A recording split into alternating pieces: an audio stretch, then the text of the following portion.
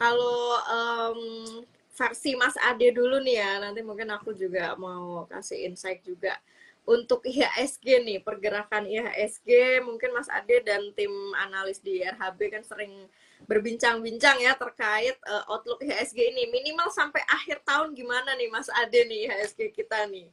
Kayaknya kok waktu kita optimis IHSG 8.000 di akhir tahun 8.000 ya.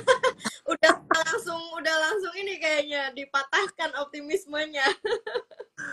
Oke, mungkin izin Mbak kalau misalnya dari kita lihat ya dari analisa teknikal dan juga kita ngelihat dari foreign flow setelah Donald Trump menang ini kita melihat bahwa kita tahu ya bahwa dolar itu menguat.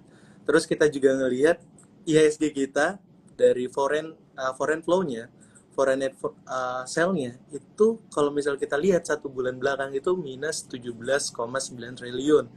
Jadi menurutku posisi sekarang ini memang agak mengkhawatirkan ya, apalagi kalau misal kita lihat dari trennya, IHSG sudah breakdown di harga 7.500-nya. Kalau misalnya kita lihat memang untuk support terdekat dari IHSG sendiri itu kan ada di 7.030. Tapi kemarin kita lihat bahwa lows kemarin itu ada di 7.130-nya dan sekarang udah high nih di range 7.200. Jadi kayak memberikan angin segar ya untuk market saham Indonesia kita.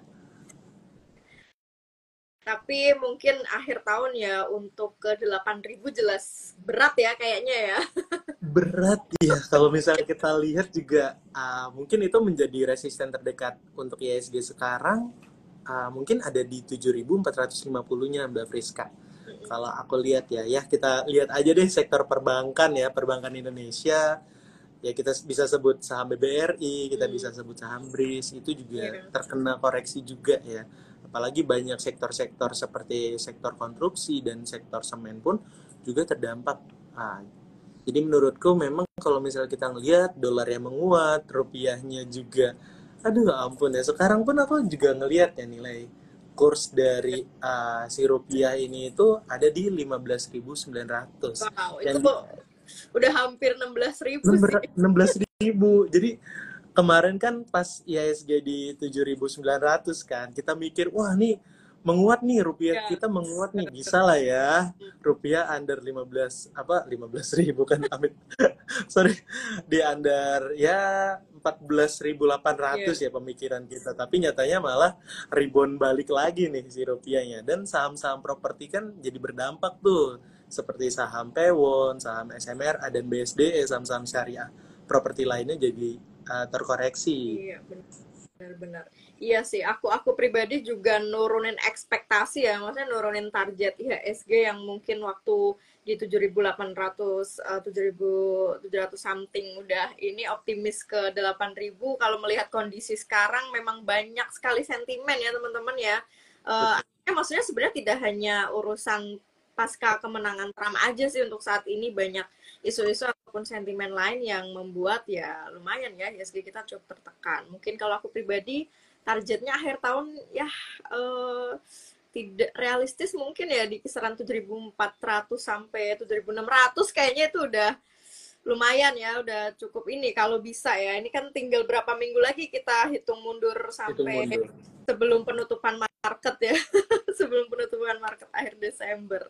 Nah, itu untuk IHSG sampai akhir tahun ini. Nah, kalau kita ngomongin kebijakan terkait fiskal dan moneter lah yang sekarang saat ini pasca kemenangan Trump nih, yang banyak ditanyain pemula tuh biasanya kira-kira bakal berdampak nggak nih sama arus modal asing yang masuk ke pasar modal Indonesia. Nah, ini kebanyakan investor pemula pasti bingung, apa sih kaitannya kok Trump menang dengan modal asing, terus pasar modal kita jadi longsor segala macam. Oke, sebenarnya simpelnya kalau misalnya kita melihat asing keluar, asing masuk, kan lagi-lagi kan namanya investor asing kan dia maunya investasi di negara-negara yang berkembang seperti negara Indonesia kita kan. Nah, ketika negaranya sudah membaik, pasti dia akan menarik dananya tuh dari negara-negara yang dia investasikan, contohnya di Indonesia.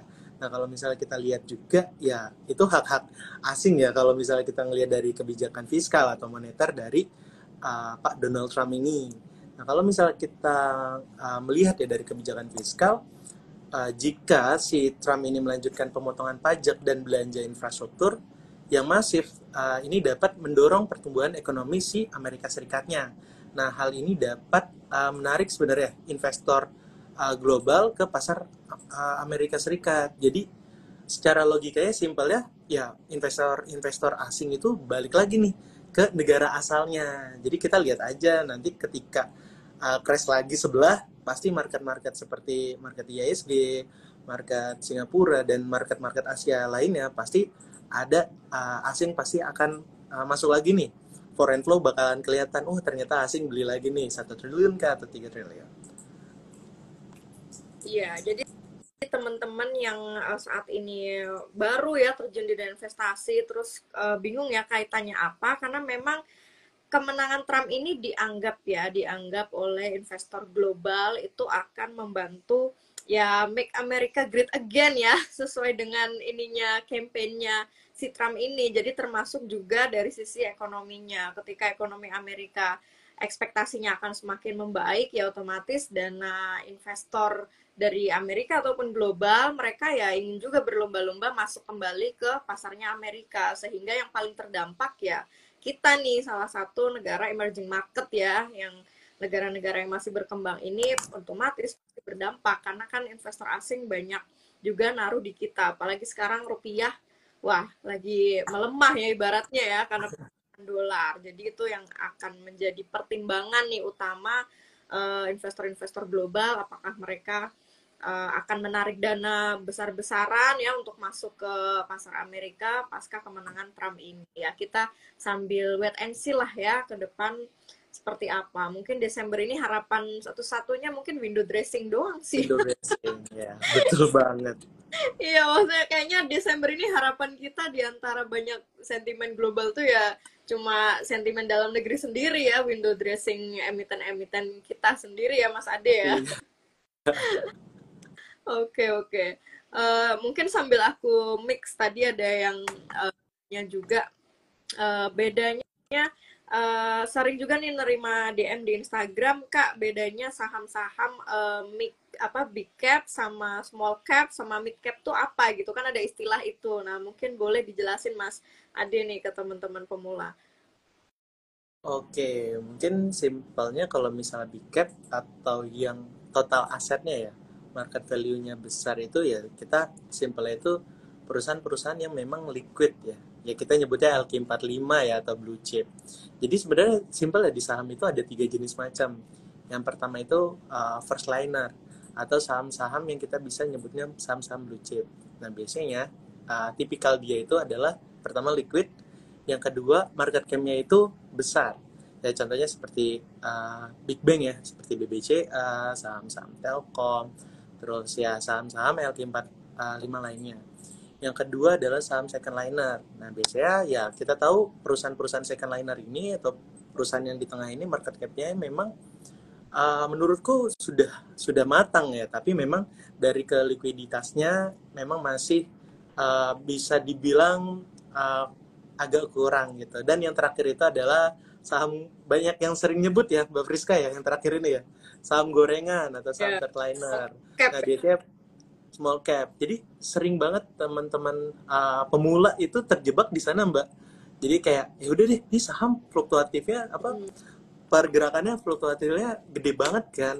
Dia bisa jual 15%, 30%. Nah, biasanya namanya itu saham gorengan. Jadi kalau investor pemula ya baiknya kita di second liner atau di first liner atau saham-saham LQ45 yang memang ya kita lihat lagi ya fundamentalnya ya. Benar-benar. Tapi mungkin perlu digarisbawahi aku nambahin emiten-emiten yang small cap ya, itu mungkin belum tentu ya teman-teman ya, belum tentu itu udah pasti saham gorengan ya. Artinya mungkin fundamentalnya bisa aja menemukan saham-saham small cap yang kinerjanya memang bagus, bisa aja. Jadi stigmanya mungkin jangan digeneralisasikan bahwa semua saham small cap itu udah pasti saham gorengan. Tapi memang kecenderungannya rata-rata di saham-saham small cap ya. Tapi balik lagi teman-teman harus double check ya ikhtisar Double check. keuangannya, kinerjanya seperti apa. Jadi bukan berarti small cap, middle cap atau big cap ini acuan paling saklek ya untuk menentukan apakah saham itu bagus atau tidak, saham itu gorengan atau tidak Betul, gitu teman-teman. betul. Nah kalau kita Ditambah lagi Mbak, mungkin konglomerasi. ya, bisa jadi ya, bisa konglomerasi. Soalnya memang konglomerasi ini menarik sih, kayak grup Lipo, grup Bakri, ya yang kemarin agak viral itu Prajogo Iya, ya, Pak Prajogo ya, Pangestu. ya. Oke. Nah, kalau kita ngobrolin sektor nih, ada yang nanya dengan sentimen yang saat ini terjadi, maksudnya yang ada sekarang, sektor apa nih, Mas Ade, yang mungkin versi Mas Ade atau teman-teman analis RHB yang bisa dilirik ya untuk saat ini atau sampai akhir tahun lah, atau mungkin sampai di hold jangka menengah gitu. Oke, mungkin kalau misal aku sebut pertama pasti sektor perbankan sih Mbak. Sektor perbankan. Kenapa perbankan? Ya dari sekarang kalau misalnya kita lihat dari harga terkoreksinya aja kita udah melihat banyak sekali ya terkoreksi itu lebih dari 10%-an. Nah, indeks kita itu kan memang ditopang oleh perbankan. Kalau misalnya indeks turun, berarti perbankan diskon kan. Ya udah, simpelnya seperti itu. Jadi untuk sekarang sektor perbankan baik disclaimer on ya, disclaimer on seperti saham BRI, saham BBRI, nah itu juga menarik ya, menarik untuk dipantau. Selanjutnya juga berikutnya ada sektor komoditi. Aku lebih suka ke sektor batu bara, Mbak. Kenapa batu bara? Kalau misalnya kita ngelihat sendiri juga sektor batu bara juga terkoreksi, tapi sekarang juga udah mulai ada tertahan ya, udah rebound ya.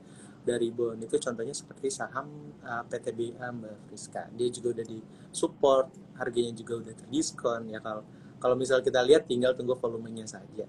Disclaimer on. Ya, berarti ada dua sektor tadi ya yang versi Mas Ade yang mungkin saat ini bisa dilirik. Tapi ya di mana-mana kalau bertanya sektor di saat seperti ini memang yang paling menjadi spotlight itu sih pasti banking ya. Karena banking Banking. kita tahu sendiri saat ini lagi cukup tertekan harganya. Mungkin di antara bank-bank lain ya BBRI lah yang paling cukup dalam ya di Dalam. antara teman-temannya ya, year to date-nya aja bahkan masih minus. Jadi mungkin teman-teman bisa cek lagi memang yang kinerjanya bagus, harga sahamnya lagi turun dan ada cash, ya itulah kesempatan teman-teman untuk mulai minimal mulai nyicil lah ya, atau mungkin udah memang oke dengan kinerjanya ya silahkan kalau mau lamsam ya. Tapi memang saat ini banking bisa jadi pertimbangan teman-teman ya yang mungkin mau average down atau mungkin baru beli saham belum ada banking nih. Nah, ini kesempatan banget sepertinya Mas Ade ya untuk Betul. sektor banking ini sendiri. Kalau sektor-sektor lain mungkin yang terdampak seperti kurs ya, mungkin yang bisa ini sih farmasi ya, agak bukan potensial sih kalau menurutku, mungkin akan lebih tertekan karena misal sektor farmasi ini kan kebanyakan impor ya, masih impor dari luar, sedangkan kursnya aja kita masih tertekan, jadi sih pastinya nanti akan berdampak juga harusnya ke kinerja nih untuk sektor farmasi. Jadi mungkin selain sektor farmasi teman-teman bisalah coba pertimbangkan sektor di luar yang tadi ya. Ini disclaimer on juga ya kalau dari Mince ya. Oke, kita coba diskusi. Tadi ada pertanyaan, bentar. Mana? Oh, tadi tuh kalau nggak salah ada yang nanya, oh ini, Kak, saham apa yang nggak terlalu berisiko? Nah, ini untuk teman-teman yang mau invest saham tapi masih takut-takut juga dengan risiko.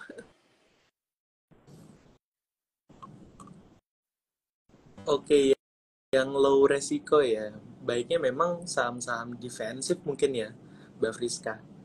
Saham-saham defensif ya seperti sektor consumer goods sih. Kalau saran aku, kenapa consumer good? Ya sebenarnya consumer good itu kalau misalnya dia ada sesuatu hal dia untuk koreksi ya dia tidak terlalu turun terlalu dalam. Beda dengan sektor komoditi. Kalau misalnya sektor komoditi, contohnya ada perang dan segala macam itu benar-benar signifikan. Seperti kemarin harga oil itu tertekan sampai 7% kalau nggak salah, 7% per minggu ini. Jadi menurutku memang ya kita tahu ya kalau misalnya trading ya enaknya di commodity Iya, like gold, oil itu enak banget di tradingin. Tapi lagi-lagi kalau misalnya mau yang low resiko ya udah ambil aja consumer. iya. Iya, ya mungkin teman-teman yang saat ini masih pemula ya atau newbie, untuk sektoral sih pasti kita akan menyarankan sebaiknya yang sektor defensif. Defensif itu maksudnya dia lebih stabil ya secara volatilitas, tidak terlalu high volatility seperti mungkin sektor komoditas ya. Mining itu kan lumayan lebih volatile ya dibandingkan misal kayak sektor consumer atau perbankan. Ini dua sektor yang menurutku emang udah paling defensif sih dari dulu ya. Kalaupun ada penurunan pun juga tidak tinggi ya fluktuasinya seperti yang paling tinggi sih seperti sektor mining ya atau pertambangan. Komoditas itu udah yang paling cukup inilah volatile. Jadi agak kurang cocok nih mungkin untuk teman-teman yang baru mau mulai terus masih agak takut dengan risiko gejolak naik turunnya harga saham ya. Tinggal teman-teman mungkin pilih sahamnya bisa mengacu pakai indeks ya Mas Ade ya. Sekarang kan indeks banyak banget nih yang bisa jadi acuan teman-teman newbie nih, misal kayak IDX High 30 ya. Itu kan udah sekumpulan 30 emiten yang isinya memang emiten-emiten yang kinerjanya cenderung bagus ya. Tinggal teman-teman pilih aja sesuaikan dengan budgetnya masing-masing. Jadi mungkin nggak usah terlalu apa satu-satu ya sampai 900 something emiten dicek satu-satu. Sebenarnya dengan adanya berbagai macam indeks baik yang konvensional maupun syariah itu udah bisa ngebantu teman-teman ya untuk memilih saham. Oke, ini ada yang nanya nih Mas Ade, kalau mau hold saham itu minimal berapa tahun ya Kak? Waduh, itu tergantung tujuan investasinya mungkin ya Mbak Friska.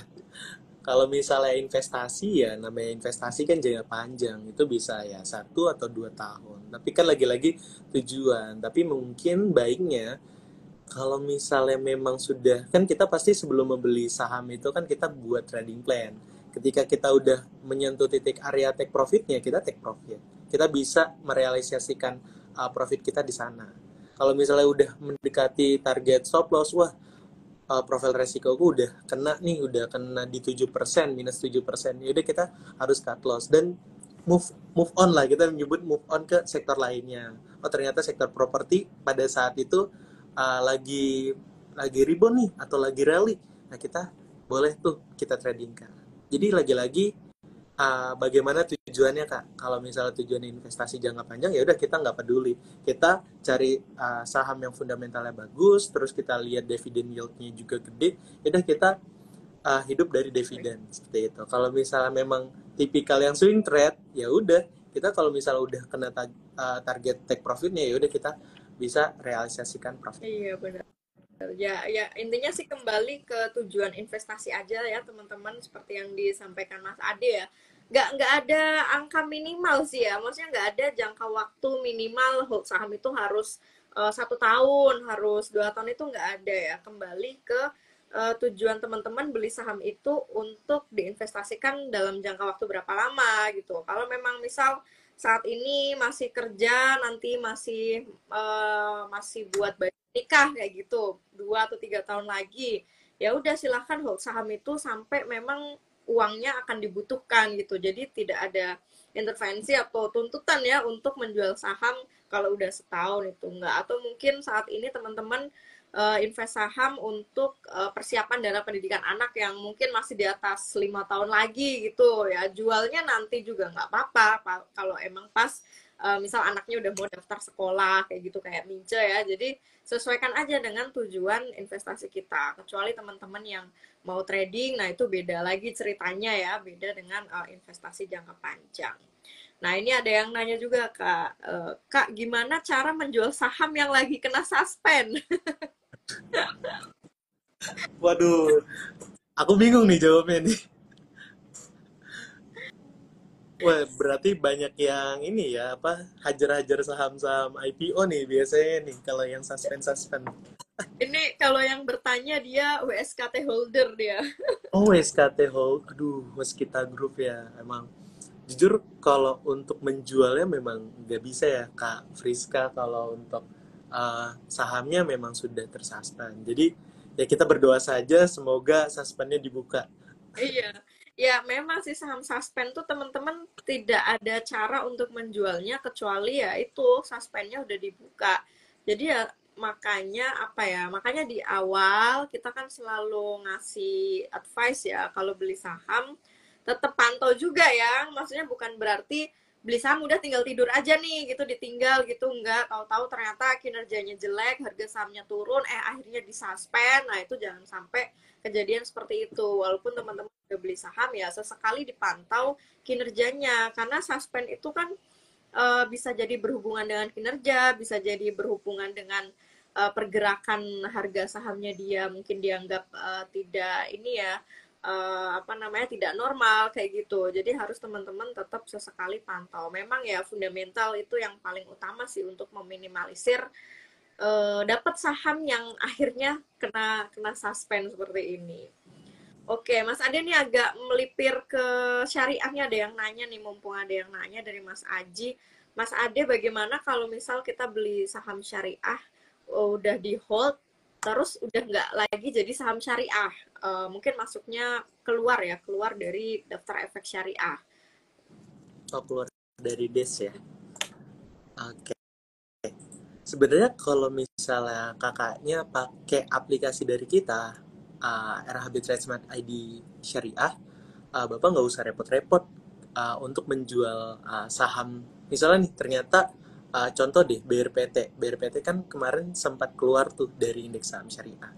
Kalau misalnya SOTS, sekuritas yang kakak pakai itu memiliki SOTS atau sistem syariah online trading system, itu pasti akan ada notif. Nah, memang baiknya kita harus menjual. Kenapa? Karena ya namanya dia sudah keluar dari daftar efek syariah, saham yang diperjualbelikan itu sudah tidak tidak sesuai dengan prinsip syariahnya kan. Jadi ya mungkin baiknya dijual ya. Ya. Ya, kembali ke keputusan masing-masing ya. Mungkin mau dijual silahkan atau mau dibiarkan sampai mungkin nanti masuk Masuk lagi lagi. ya ke daftar efek syariah juga silahkan ya. Opsinya ya antara dua itu sih dijual atau ya udah nunggu nunggu lagi sampai kami itu masuk ya. Oke, kita diskusi. Oh iya, mungkin kita diskusi seputar tips ya dari masing-masing nih, karena di sini banyak teman-teman newbie. Mungkin Mas Ade dari pengalamannya boleh share tips berinvestasi selama terjun di pasar modal selama ini. Oke, mungkin tips dari aku, jujur aku tipikal yang swing trade, Mbak Friska, disclaimer ya.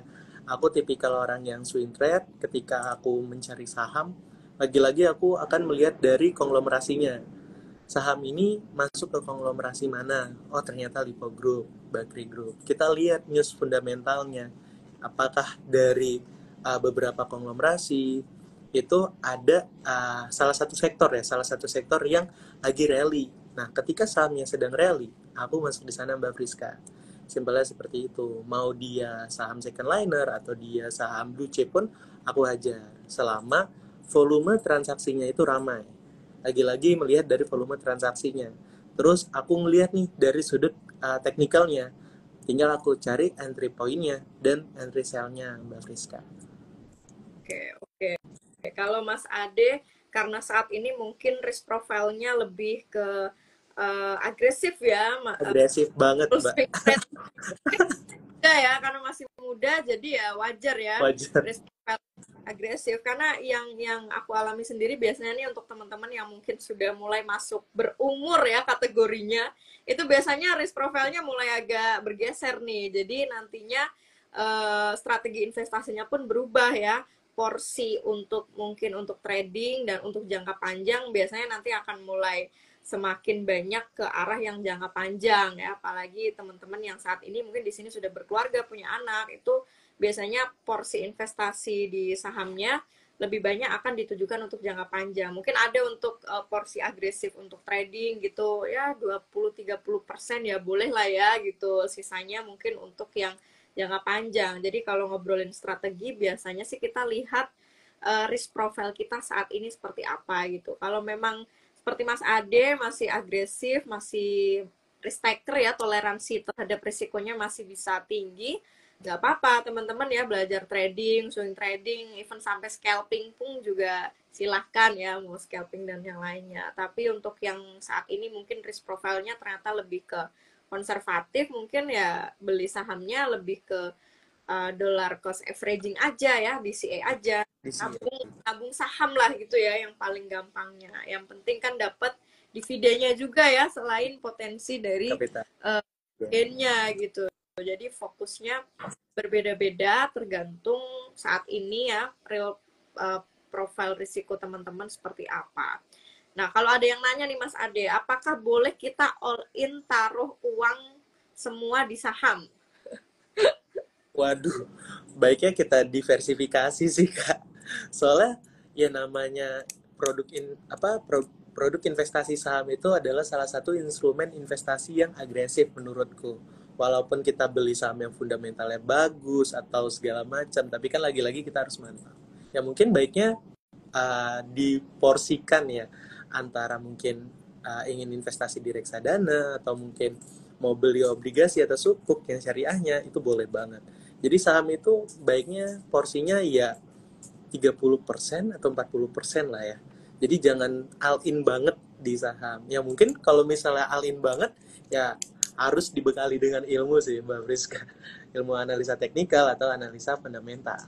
Ya, mungkin kalau untuk pemula ya kurang disarankan ya untuk punya dana cash terus all in semua taruh di saham ya. Sebaiknya mungkin teman-teman masuk itu bertahap aja ya, Betul. apalagi baru mungkin pengalaman ya belum, baru di bawah 1 tahun kayak gitu ya, bertahap aja ya, ada dana cash mungkin tiap bulan top up berapa 10% dari yang cash saat ini punya, tiap bulan kayak gitu, jadi nggak lamsam ya, kecuali nanti seiring berjalan waktu teman-teman semakin bertambah ini jam terbangnya, boleh kalau emang merasa yakin confident sama emiten yang dipilih silahkan ya all in, nggak apa-apa gitu ya teman-teman ya, jadi jangan FOMO terus akhirnya semua uang cash saat ini taruh ya.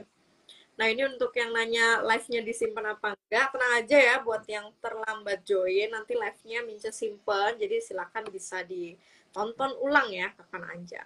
Ada yang nanya, tutor memprediksi harga saham Kak? Wah, Waduh, ngedukun saham ya maksudnya Mbak Friska. masalahnya kita bukan cenayang sih ya. Iya. Ya, mungkin belajar teknikal ya teman-teman ya. Kalau mungkin mau memprediksi naik turunnya harga saham, mau tidak mau sih ya belajar grafik ya. Yang tadi Mas Ade kan Betul, betul. swing trade itu udah melekat lah dengan analisa teknikal. Jadi teman-teman yang pengen juga belajar memprediksi kenaikan atau penurunan harga saham harus belajar memang ya teknikal, minimal basic lah, bisa baca support, resisten, indikator dan yang lainnya. Oke, Mas Ade balik lagi mungkin kita ngobrolin sektor ya.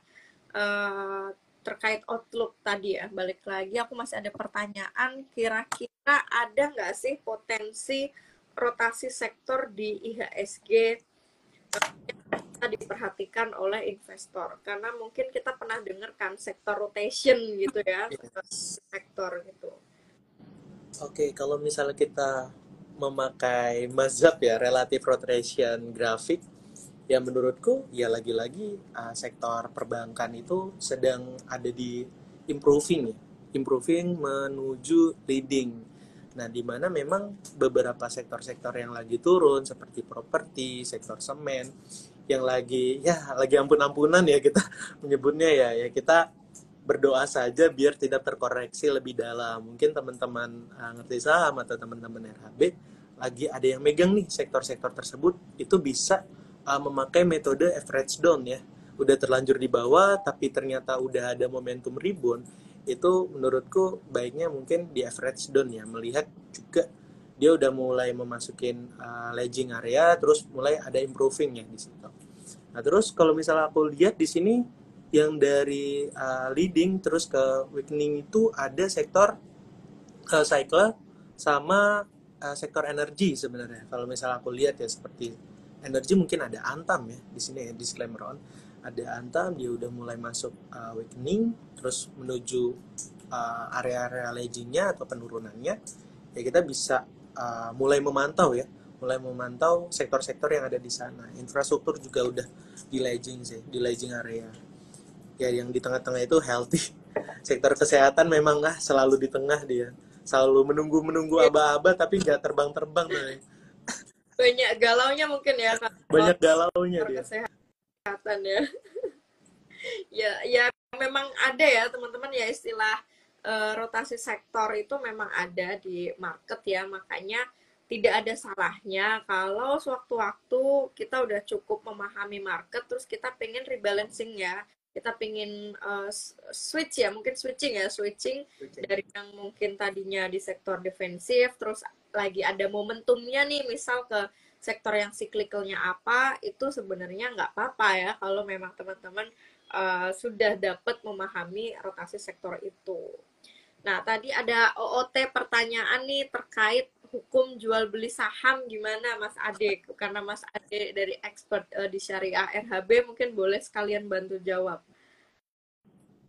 Oke, alhamdulillahnya untuk transaksi jual beli saham kita sudah ada Fatwa DSN MUI nomor 80 yang dimana di sana itu menjelaskan bahwa transaksi jual beli di pasar modal Indonesia sudah sesuai dengan prinsip syariah. Jadi kalau misalnya kita berbicara syariah ya selama sudah tidak melanggar gitu ya, tidak melanggar, kita tidak membeli saham-saham yang di luar dari indeks syariah, terus kita juga ya tahu kalau misalnya kita ingin investasi di sana tanpa kita nyebutnya kayak berjudi lah, kan ada dari niat kita berjudi saham, ini beli saham ini pasti naik, nah itu kita baiknya dihindari dengan membekali ilmu gitu, ilmu analisa teknikal atau fundamental. Kalau misalnya dari segi transaksinya alhamdulillah sudah halal ya karena kita ada fatwa DSN MUI nomor 80 Mbak Friska. Ya, itu dia ya teman-teman mungkin yang masih mempertanyakan hukumnya apa.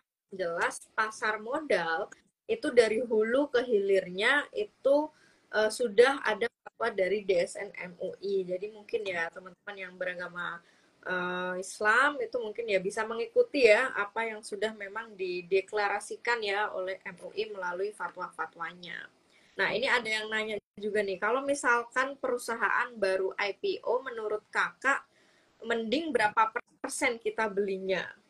Mungkin kalau punya cash nganggur itu berapa persen nih kalau buat beli saham yang baru IPO? IPO ya. Lagi-lagi kita lihat dulu ya Mbak Friska, yang IPO itu perusahaan apa. Terus kita juga harus aware juga sebenarnya ngelihat dari underwriternya.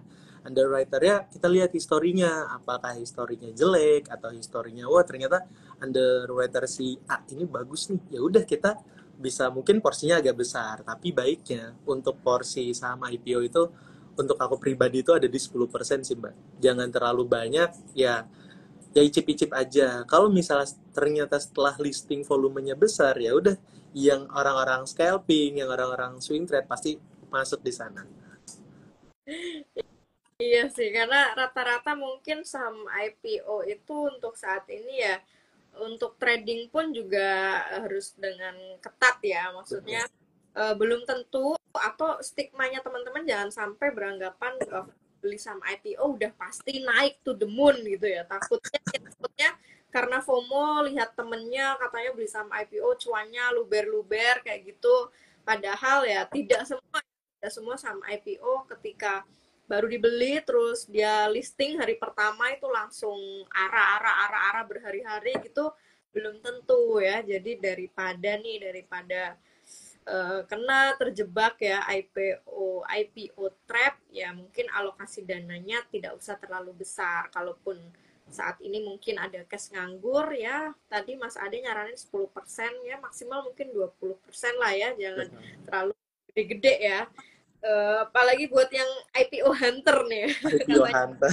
IPO hunter min ya nggak apa-apa kalau mau jadi IPO hunter, penting kan kita tahu ya kapan harus keluar dan kalaupun ternyata ARB gitu misal berhari-hari berturut-turut udah paham juga risikonya karena jujur sama IPO itu jauh lebih volatile ya teman-teman ya. Betul. Itu ekstrim pokoknya. Jadi aku pun juga kurang menyarankan untuk teman-teman pemula ya, takutnya shock gitu ya lihat kenaikan atau penurunan harga saham IPO tuh tinggi banget ya volatilitasnya gitu. Oke, teman-teman masih ada yang mau bertanya? Sebentar, kita cari. Nah, ini ada yang bertanya, kalau untuk investasi jangka panjang, lebih baik memilih saham blue chip atau second liner?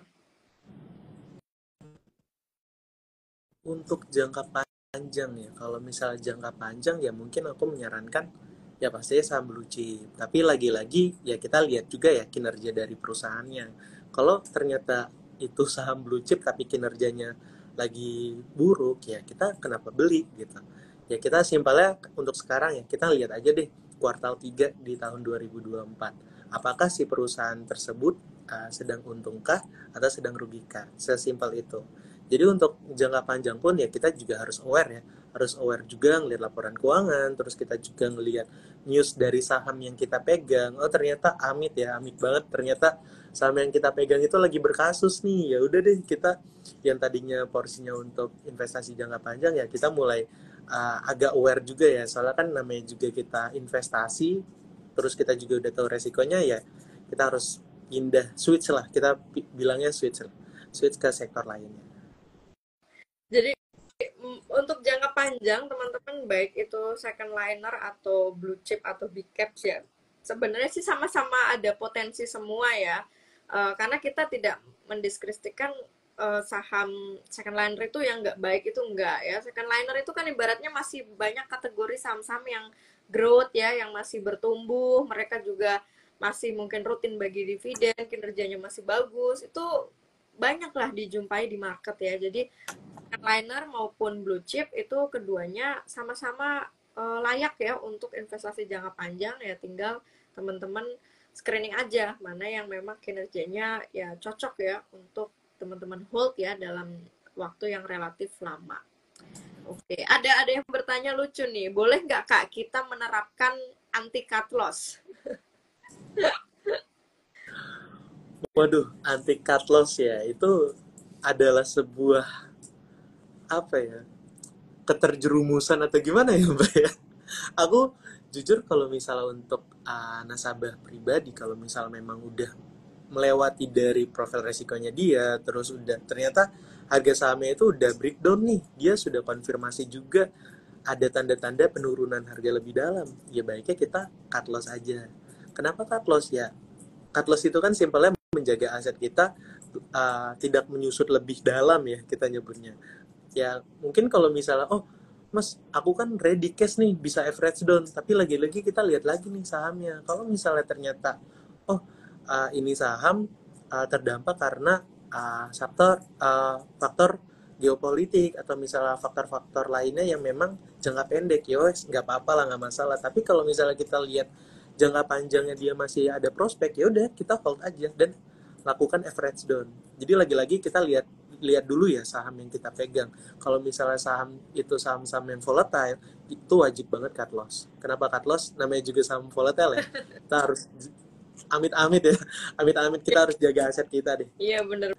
Benar, mungkin untuk cash di saham-saham yang third liner ya atau small cap yang memang volatilitasnya tinggi, kayaknya sih nggak bisa menerapkan anti cut loss ya teman-teman ya. Itu kayaknya harus ketat banget ya menjaga kapan waktu harus exit ya atau cut loss. Kecuali mungkin beda cerita kita ngobrolin nabung saham untuk jangka panjang, sahamnya bagus ya itu mungkin meminimalisir cut loss bisa banget ya, kita tidak jual dalam posisi rugi karena untuk jangka panjang. Tapi kalau kita ngobrolnya untuk trading ya kayaknya sih ya susah ya, harus ketat soalnya kalau teman-teman misal mau trading tuh harus ada batasan kapan harus cut loss-nya. Nah, ini mungkin ada pertanyaan terkait dividen trap nih. Kalau dari pengalaman Mas Ade gimana nih untuk meminimalisir kena jebakan dividen ya? Oke, jujur Mbak Friska, aku pribadi karena swing trade ya, aku Ya. paling anti banget sama dividen. Oh, Kenapa? Kenapa? Ya, pasti aku tahu ya. Ya, mungkin aku sempat trading sektor batu bara, itu sekalinya dia bagi dividen kan besar ya, Mbak. Lagi-lagi kita hitung aja dividennya sama dari tingkat kenaikannya. Sebenarnya sama aja, Mbak Friska. Dia dapat dia dapat dividen atau capital gain-nya sama aja. Selama dia memang lagi-lagi tujuannya ya. Tujuannya ya, lagi-lagi ke tujuannya. Kalau misalnya dia ingin menghindari dividen trap, ya udah sell aja, kan sesimpel itu, Mbak. Kalau misalnya dia ya udah kan dia ingin investasi jangka panjang, dia mau dapat dividen, ya wes nggak masalah. Soalnya menurutku ketika selama perusahaannya bagus, dia bagi dividen, mungkin pasti ada penurunan, dia akan rebound lagi. Aku yakin banget kalau perusahaannya bagus, dia akan pasti rebound lagi. Benar-benar. Mungkin ini buat lebih ke arah yang mau trading kali ya, karena istilah dividen trap itu tidak ada sih untuk seorang investor jangka panjang. Betul. Gitu. Apalagi misal kayak aku yang udah fokusnya long term ya pasti kan ngincernya ya dividen lah gitu, apalagi kan ya untuk passive income-nya. Tapi mungkin dari pengalaman dulu aku juga beberapa kali masih senang-senangnya saat trading ya, sebisa mungkin kita tuh paling nggak beli dari jauh hari ya, bukan Betul. Yang banget gitu menjelang dia kemdet misal, terus baru hamin seminggu atau hamin 3 hari baru beli sahamnya. Nah itu biasanya akan lebih banyak boncosnya atau kena dividen trapnya. Tapi biasanya siasatinnya mungkin udah, misal pembagian dividen biasanya dari historical dia di bulan Maret atau April gitu. Ya teman-teman mungkin udah beli mungkin dari Desember ya, atau mungkin awal tahun itu udah mulai koleksi sahamnya, jadi masih dapat potensi dari capital gain. Habis kemdet jual silahkan ya, minimal tidak boncos banyak ya, ataupun untungnya masih tetap ada untung ya, itu untuk meminimalisir teman-teman biar nggak kena dividen trap gitu. Nah ini ada satu pertanyaan terakhir, mungkin teman-teman pemula juga banyak yang nanya, Min gimana biar dapat undangan RUPS? Nah gimana nih Mas Ade nih, biar teman-teman pada ngerasain ikut RUPS gitu. Oke, mungkin kalau misalnya teman-teman ingin ikut ya RUPS, baiknya teman-teman beli nih sahamnya. Contoh misalnya saham Adaro ya, ini sebagai contoh aja ya. Adaro, teman-teman ternyata tahu nih comeback-nya itu di tanggal 21. Jadi teman-teman harus hold tuh sampai setelah tanggal 21. Jadi tanggal 20 hold, 21 hold. Jadi nantinya akan ada email ya, email undangan gitu. Jadi baiknya hold sampai comeback. Biar dapat undangannya ini ya dari email berarti ya. Kalau dari sekarang udah kalau sekarang kan serba online nih Mbak Friska. Betul. Dulu kan masih harus ini nih bawa kartu akses ya. Akses. SIM ya kita nyebut ya, KTP-nya investor. Iya, KTP investor. Terus kalau sekarang masih harus telepon sekuritas dulu nggak buat apa minta KTUR gitu? Untuk ketur kita udah full online sih Mbak. Jadi untuk datang ya udah kita ngeliatin aja surat undangannya. Nanti kan di surat undangannya kan kita akan terlihat tuh kita ternyata megang 1000 lot misalnya. Aminin dulu ya Mbak ya. Iya, berarti sekarang udah full online, nggak perlu pihak sekuritas ya Mas Ade ya untuk kecuali yang ingin misalnya nih ternyata aku berhalangan tapi temanku mau ikut, nah itu bisa diajukan pakai surat pengajuan terus bukti keturnya itu nanti bisa dicek ke sales masing-masing, misalnya Kak aku mau diwakili nih atas nama ini, nah nanti dibuatkan suratnya. Oke, itu dia teman-teman ya. Oke teman-teman, nggak berasa ini kita hampir 1 jam ya ngobrolin campur aduk, pokoknya apa obrolin seputar saham pokoknya ya.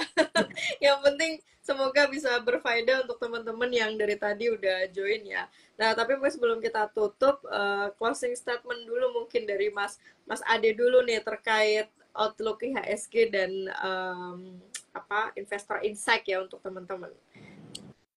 Oke, baik. Mungkin closing statement dariku, jadilah investor yang bijak ya.